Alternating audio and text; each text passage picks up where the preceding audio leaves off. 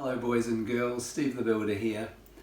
Today we're going to look at how the rocket gets home, that is all the way back from the moon to the Earth. When I left you last time, we'd had the moon lander blast off from the moon and head back up into space, and it was docking, remember it was docking with the command module and the service module with the astronaut they'd left behind. It docked in space, and the two men in the moon lander crawled through into this rocket here. I made this rocket out of cream bottle, and I just put a motor on the bottom because that's the way it looked. And remember that this part of the rocket's only the very top part of the big Saturn V that blasted it into space. Such a lot of fuel you need to get into space. And when the rocket took off, the big Saturn V took off, it went right up into space and it went round and round the Earth for a while, and then it travelled a long way further than this, all the way to the moon. When it got to the moon, it still had the moon lander on the back. The moon lander came off and went down to the moon. And now the moon lander's come back and the men aboard ready here to go home. Now to go home they only take the command module. This bit is the only bit that goes back. The service module with the beds and that just gets wasted as well. So now we've got a moon command module that has to get all the way home. So it travels through space, the men look out the windows, it's got its own little rocket motors on the back, and it travels all the way back to the Earth. So when it gets to the Earth, it has to turn around. It turns around because it knows it's going to have to go through the atmosphere. Now the atmosphere is quite thick and it's made of air. Now you blow on your hand for me. Can you feel the air? It has to go through that air, but it's going so very fast that air will heat it up. And if it didn't have a shield, it would melt and all the command module would be destroyed and the men inside would be killed, and that would be terrible. So what I did earlier on is I cut a circle out of cardboard, just like that, and I pasted it in here with some glue from my glue, and that's my protection. Now in the real rocket, that shield is made of tiles, just like in your bathroom. Tiles all close together because they can take lots of heat without getting damaged. So now we've got our module heading down this way, backwards. The men are looking out the front and it's going to come in through the atmosphere really fast. So fast that the heat comes out past the windows and they can see flames coming past. They lose all radio communication because it's so hot. And then finally they get through the atmosphere and they start to drop down towards the Earth. And as they drop down towards the Earth, 3 parachutes come out. One from here, one from here, one from here, and out come the parachutes, and the module comes down gently and lands in the water. And the Navy ship comes along, and the module is bobbling away in the water, and they open the hatch at the top, and out come the men, and they're taken on board the ship.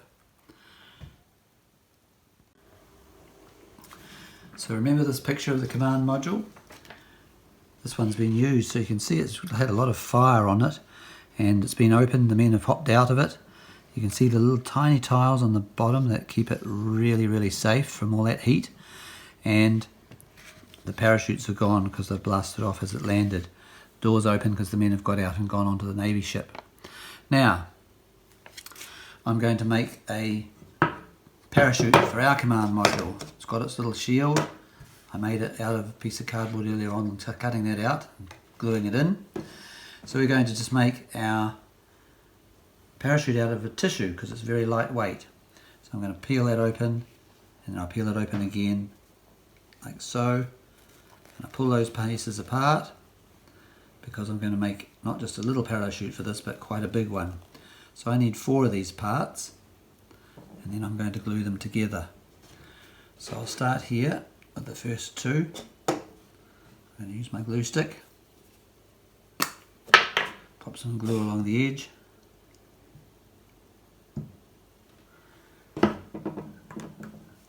glue that down. Then I'll have half the parachute made. Here we are. I have just finished gluing those all 4 bits on, and the next job is going to tie some cotton to each corner. Now I'm not expecting you as preschoolers to make a parachute like this. I'll show you how to make a simpler one later on. This is going to be my one. So look, I'm just putting a little bit of a twist in each corner of this parachute cloth. You have to be pretty gentle with it because it could easily spoil it. So once I've put a twist in each corner, I'm going to pull off some cotton now. I'm going to pull off 4 pieces. Each piece is going to be about that long. So I'm going to break that off, or I could cut it with my scissors. And I'm going to tie a knot and tie that onto the corner of my parachute cloth. Just like this.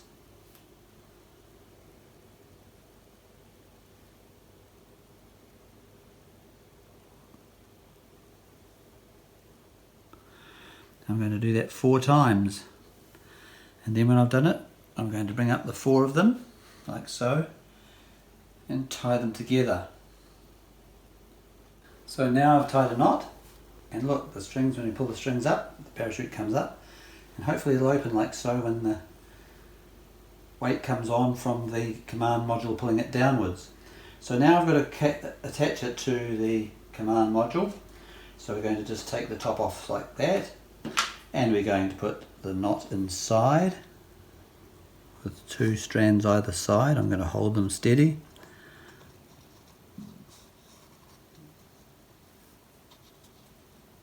And put the top back on.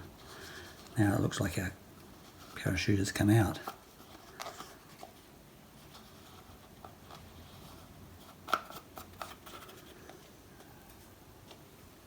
So that looks good.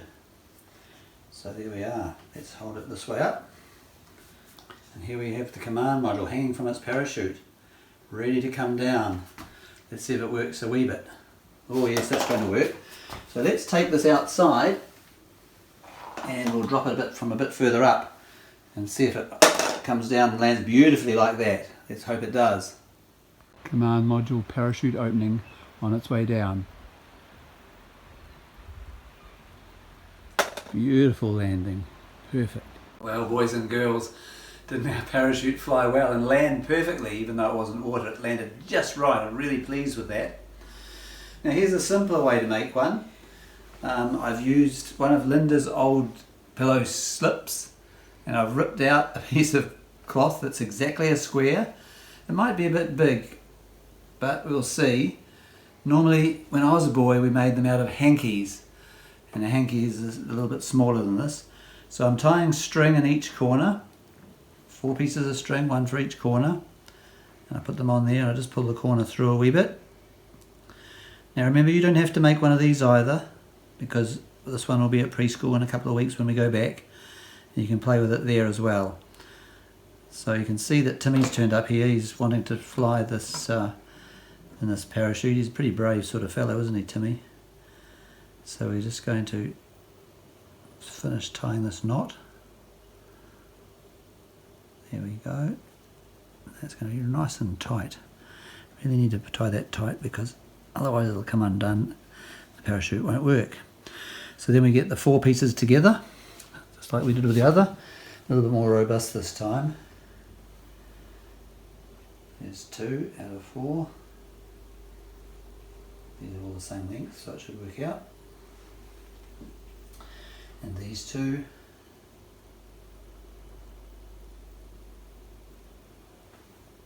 Get all 4 of those together. Let's just check that they're fairly evenly spread. That's pretty good.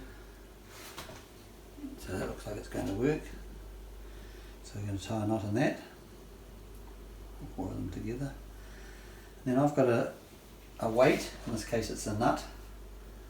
And we're just going to put that on there, and that can become Timmy's backpack. Just tie that on there with another one of those.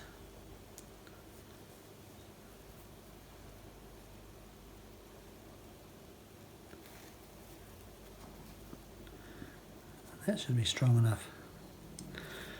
Might trim off the extra bits and pieces with my scissors.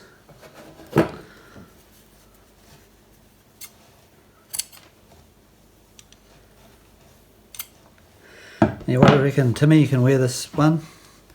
Try it out. Just lie down for us, Timmy, and strap it on your back. Parachute's always got on your back. So they do have front ones as well, because some people like to jump with two to play safe. We're going to just put that on Timmy. Now, there we are. Timmy's parachute's on his back. He's ready to go. So we just need to roll his parachute up, and he'll be ready to jump.